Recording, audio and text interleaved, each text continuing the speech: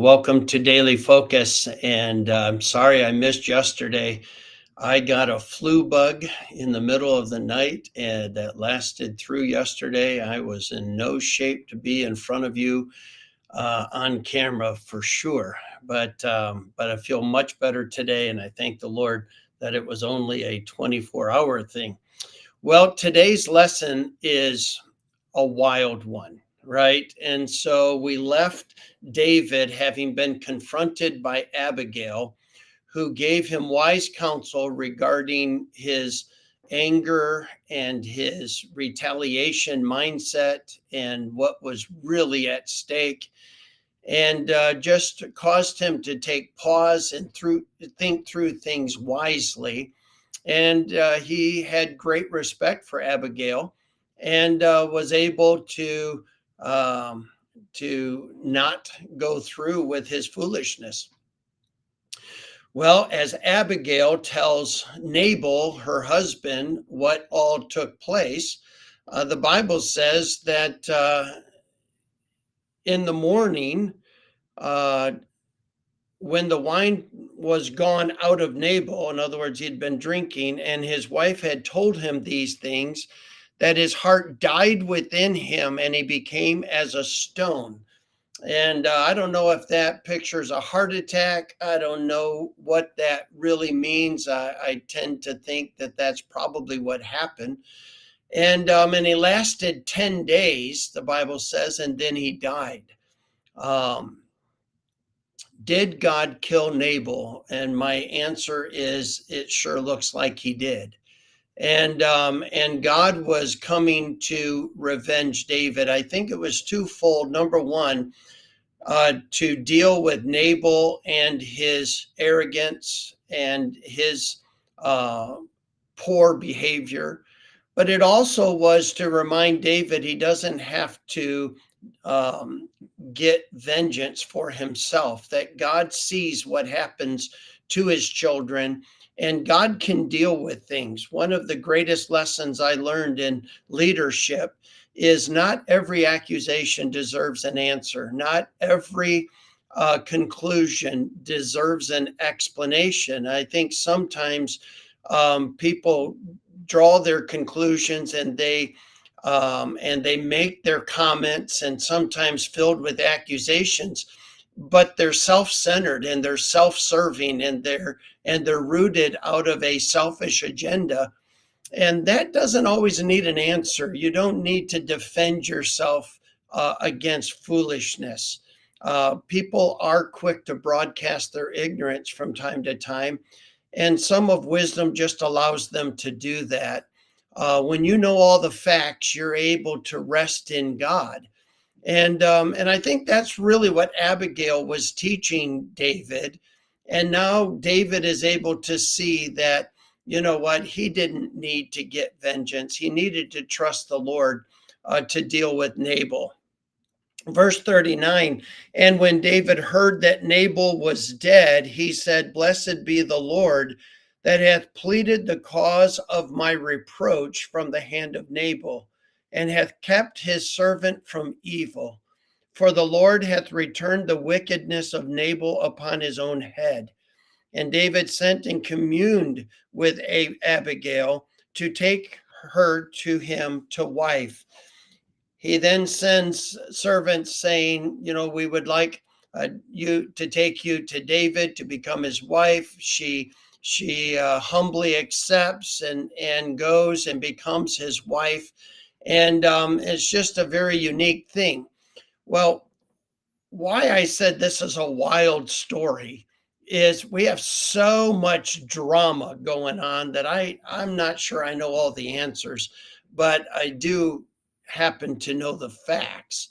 And the fact is that when David killed Goliath, Saul gave him Michal as a wife, his daughter, and and Michal loved David, and she even helped him to escape. Well, part of Saul's way to get even with David was that he gave Michal to Faulty, so that she would be his wife. You say, well, how did he do that? Well, he was king of Israel, and I guess you're able to do that. David had obviously split for his own life, and maybe Michael was all alone, and Saul said, okay, well, if David's gone and he's not coming back, then I can give her to someone else. And he did. Whatever happened in that world, we'll come across some more of that as we go forward. But it's just a very unusual situation, full of drama, no doubt. But here, David decides to take Abigail to wife. But then the Bible throws this in verse 43. David also took Ahinoam of Jezreel, and they were also both of them his wives. Now, I don't know, that just sounds like trouble no matter what. For one, it's not God's design, even if it was culturally acceptable, or it may be even culturally relevant to what the king was trying to accomplish. It was going to be wrought with trouble. And I think we're going to find that at the end of First Samuel, when he comes back to Ziklag, and these two wives are gone, and the children, and all of the trouble that we'll see that happens in chapter 30. Here we have David doing something that I think was culturally acceptable, but not biblically approved, and it's going to create drama. And this, unfortunately, is not going to be the last wife that he takes. And it's just kind of a confusing thing for us in New Testament theology, and in the church age, to try to process how was this going on, and why was it going on, and it just doesn't seem to make any sense to us, and it doesn't. But I'm just here to tell you that God is very particular in what he has designed and what it is to produce within that design. And any violation of that design creates drama. But I want to just go back and remind us that in this story, we can remember this: not every accusation deserves an answer. Not every conclusion that people want to state needs to be explained. Sometimes people are just wrong. Ants are not a fool according to their folly.